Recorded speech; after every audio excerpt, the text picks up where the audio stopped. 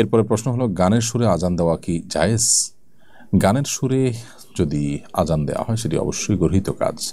আজানের নিজস্ব সুর আছে, স্বকীয়তা আছে, কোরআনের নিজস্ব সুর আছে, নিজস্ব সুরের স্বকীয়তা আছে। বিধায় গানের সুরের সাথে আজানের সুরকে মেলানো, কোরআনকে মেলানো সঠিক কোনো কাজ নয়। এরপর প্রশ্ন হলো, এবছর থেকে সরকারি খরচে হজে পাঠানো হচ্ছে না জানতে পেরেছি, আপনি এটার সমর্থন করেন, সমর্থনের কারণ কি? হ্যাঁ, সরকারি খরচে হজে না পাঠানোর সমর্থন আমি করি এবং এটা নিয়ে আমি অনলাইনে বেশ সোচ্চার ছিলাম এবং আওয়াজ তুলেছি। আমি চেয়েছি সরকারি টাকায় যেন হজে কাউকে না পাঠানো হয়। কারণ হলো, সরকারি টাকা মানে জনগণের টাকা। তো জনগণের কাছ থেকে টাকা তোলা হয়েছে দেশের উন্নতির জন্য, ভালো কাজের জন্য। সেখানে আপনি জনগণের টাকায় একজন রাজনৈতিক নেতা হয়ে আপনি হজ করতে যাচ্ছেন, ব্যাপারটা খুবই হাস্যকর এবং এটা বিলাসিতার শামিল। ইবাদত হবে, আর্থিক ইবাদত হবে, আপনি নিজের টাকায় করবেন বা কেউ আপনাকে স্বেচ্ছায় খুশি হয়ে দিয়ে বেশি টাকা দিয়ে করবেন, সেটা হতে পারে। তো জনগণ তো আপনাকে হজ করার জন্য টাকা দেয়নি।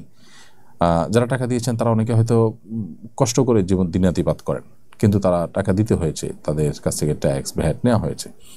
এখন আপনি হজে যাবেন, আপনি এটা বলার পর জনগণ আপনাকে টাকা দিয়ে হজে পাঠাবে কিনা? যদি না পাঠায় তাহলে তার মানে হলো জনগণের ম্যান্ডেট নেই, জনগণ চায় না তার টাকা দিয়ে আপনি হজ করেন, তাহলে এটা একরকম জোরপূর্বক কারোর টাকা দিয়ে হজ করার মতো হলো, গর্হিত কাজ। এভাবে হজ হতে পারে না।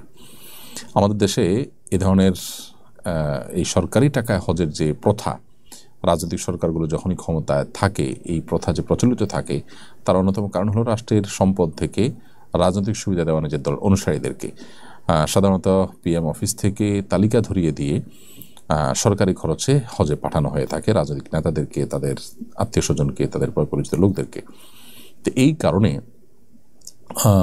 আমাদের যে